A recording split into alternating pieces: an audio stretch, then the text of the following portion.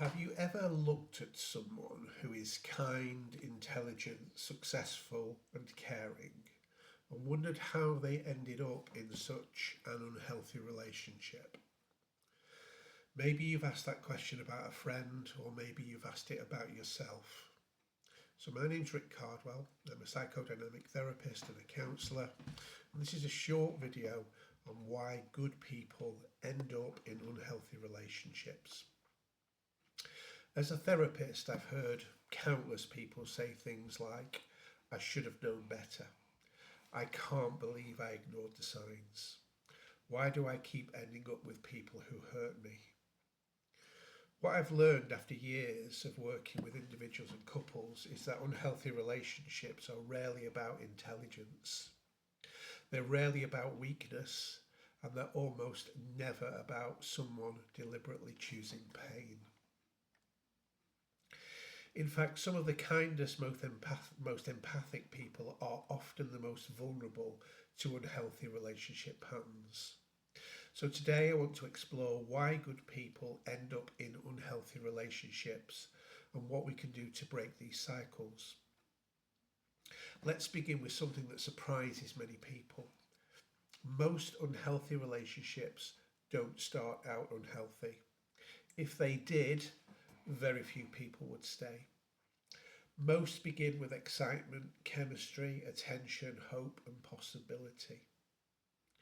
So imagine someone named Sarah. Sarah is thoughtful, caring, and successful in her career. She meets someone who seems incredibly interested in her.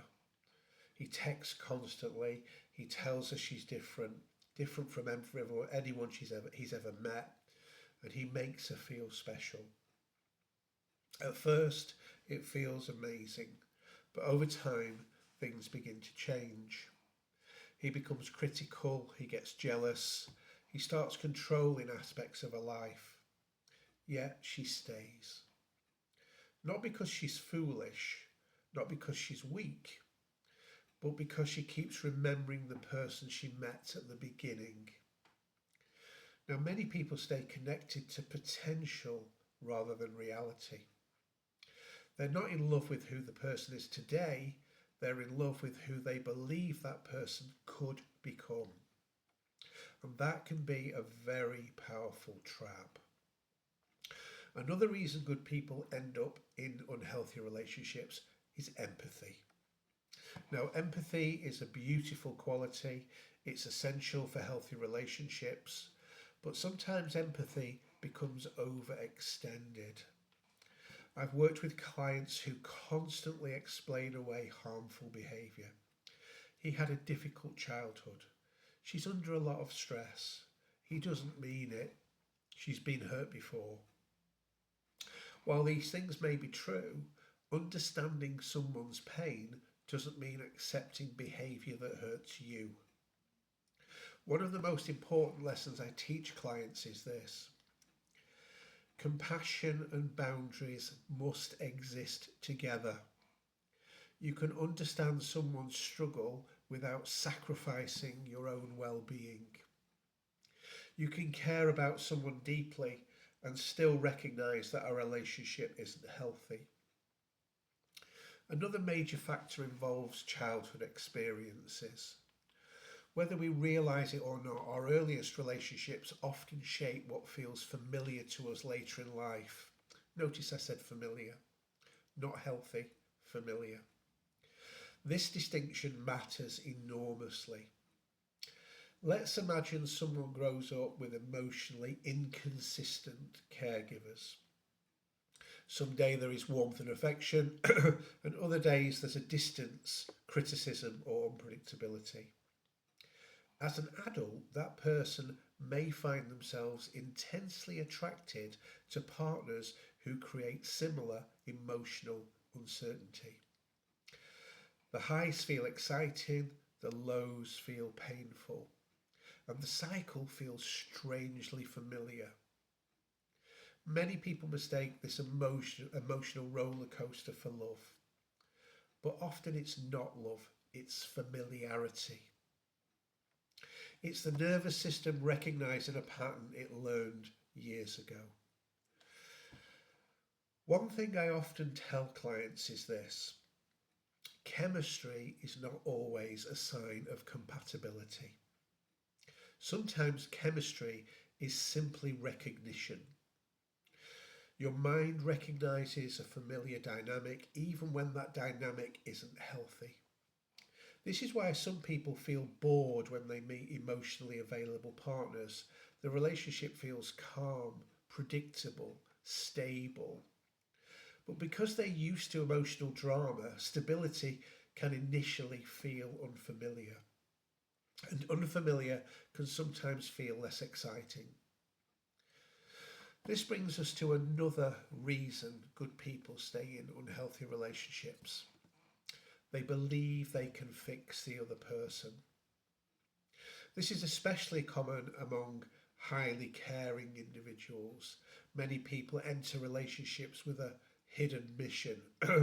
If I love them enough, they'll change. If I'm patient enough, they'll heal. If I support them, they'll become the person I know they can be.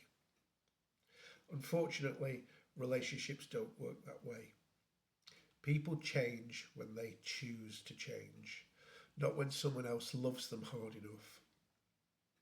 One of the most heartbreaking situations I see in therapy is when someone spends years trying to rescue a partner who isn't taking responsibility for their own growth. The relationship becomes one sided. One person is doing all of the emotional work, the other person continues the same behaviours, and love becomes exhausting.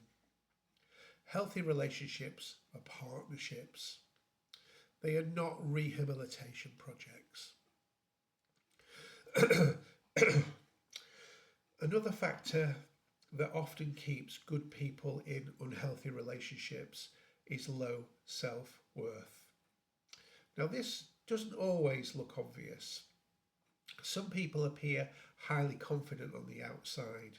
They may be successful professionally and socially. Yet deep down, they may carry beliefs like, I'm not good enough. I have to earn love. If people really knew me, they would leave. When these beliefs exist beneath the surface, people may tolerate behaviour they would never accept for someone they love. Think about that. Many people treat themselves worse than they would allow anyone to treat their best friend. When self worth is shaky, red flags become easier to rationalise and boundaries become easier to enforce.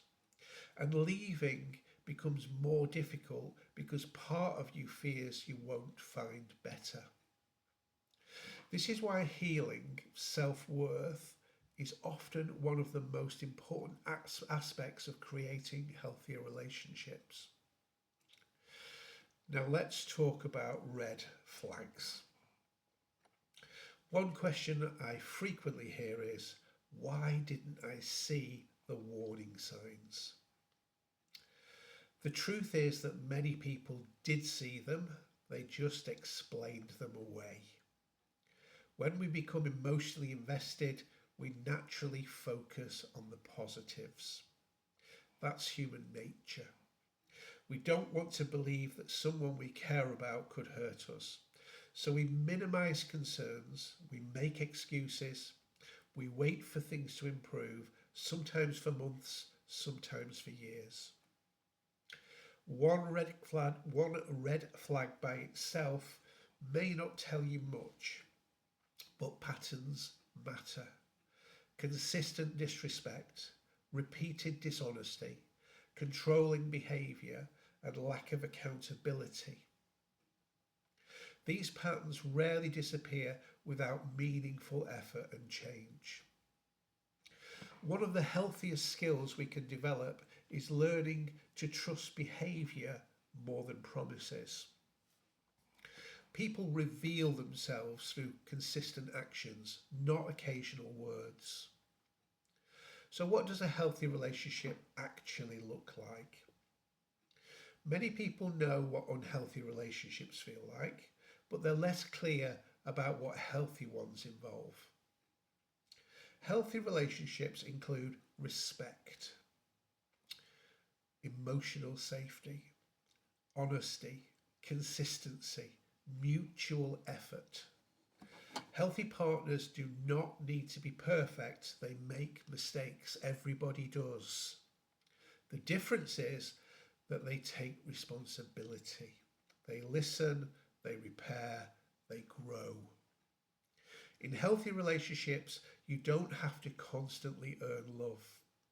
You don't have to walk on eggshells. You don't have to become someone else to keep the relationship alive. You can simply be yourself. And perhaps that's one of the clearest signs of all. You feel more like yourself in the relationship, not less. Now, before I finish, I want to leave you with something important. If you found yourself in an unhealthy relationship, it doesn't mean you've failed. It doesn't mean you're naive. And it certainly doesn't mean you're destined to repeat the pattern forever. Awareness changes everything. When you begin to understand the forces that drive your relationship choices, you gain the power to make different decisions. You begin to recognize old patterns, you strengthen your boundaries, you build self-worth. And over time, you stop chasing relationships that feel familiar but harmful. Instead, you choose relationships that feel respectful, safe, and genuinely loving. And that is one of the most valuable forms of healing there is. So thank you for watching. If this video has resonated with you, please let me know in the comments. Have you ever realised that what felt like love was actually a familiar pattern? Just let me know. And if you'd like more videos on relationships, mental health, emotional well-being, then don't forget to subscribe, follow, like, whatever these things do on social media. And if you're thinking about therapy, if you find yourself in a difficult situation, don't be afraid to message me confidentially. We can have a free chat to look at your situation and also to work out the best way forward for you. So again, thank you for watching, and I'll see you in the next video.